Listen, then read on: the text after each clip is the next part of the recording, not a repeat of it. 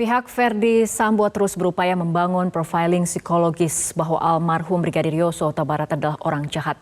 Pakar psikologi forensik Reza Indragiri menyatakan upaya itu dilakukan oleh kuasa hukum Sambo demi membuktikan bahwa ada kekerasan seksual yang melatar belakangi pembunuhan Yosua.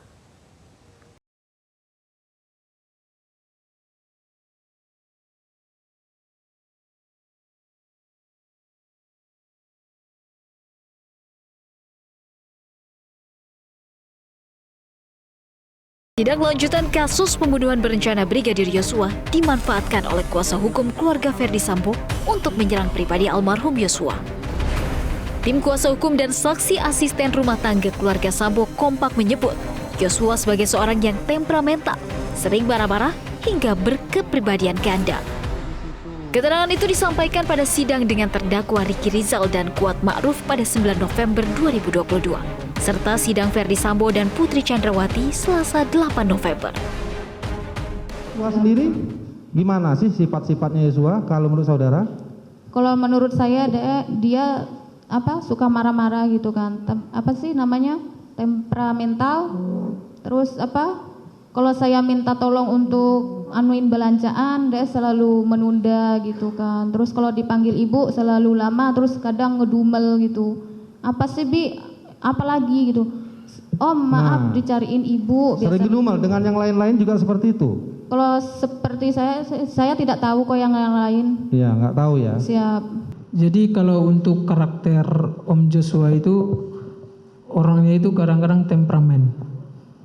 Dia kadang-kadang kalau saya lagi duduk di depan rumah, dia datang kayak marah-marah sendiri gitu. Terus saya tanya, ada apa Lojo? Kan saya panggil namanya Lojo. Ada apa Lojo? Tapi dia tidak omong apa-apa, dia langsung masuk ke dalam lagi. Tidak ada bicara apa-apa. Kadang kalau saya duduk di situ, dia langsung pukul tempat duduk di situ. Pukul langsung pergi. Saya tidak tahu menaut. Ada masalah apa, saya tidak tahu.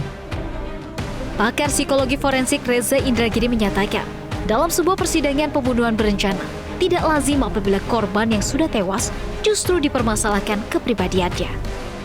Menurut Reza, seharusnya yang dilakukan ialah criminal profiling dan bukan victim profiling. Dalam hal ini si pembunuhlah yang seharusnya diprofiling psikologinya, karena Yosua adalah korban. Awalnya saya menduga atau memperkirakan bahwa yang akan duduk di kursi pesakitan itulah yang akan dibedah profilnya.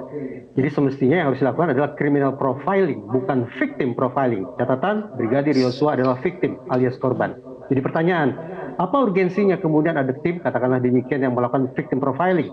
Arahnya kemana?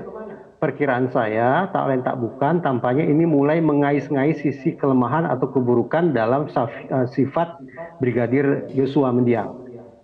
Ketika kemudian katakanlah ada ahli yang secara solid mengatakan atau membuat daftar tentang keburukan-keburukan tabiat atau kejelekan-kejelekan sifat Brigadir Yosua, maka barangkali itulah nantinya yang akan diajukan ke majelis hakim untuk memperkuat tuduhan mereka bahwa almarhum adalah orang yang jahat, punya sifat-sifat yang buruk, dan sekian banyak tabiat-tabiat lainnya yang mendukung tuduhan mereka bahwa Brigadir Yosua sudah melakukan kekerasan seksual terhadap terdakwa Putri Chandrawati. Cara kuasa hukum dan saksi ART Sambo melakukan victim profiling terhadap pribadi Yosua dianggap sebagai upaya untuk membuktikan cerita pelecehan seksual di Magelang. Padahal keterangan sejumlah saksi tidak ada yang mengkonfirmasi adanya pelecehan. Kepolisian bahkan sudah menghentikan laporan dugaan kekerasan seksual terhadap Putri Chandrawati. Tim Liputan Metro TV.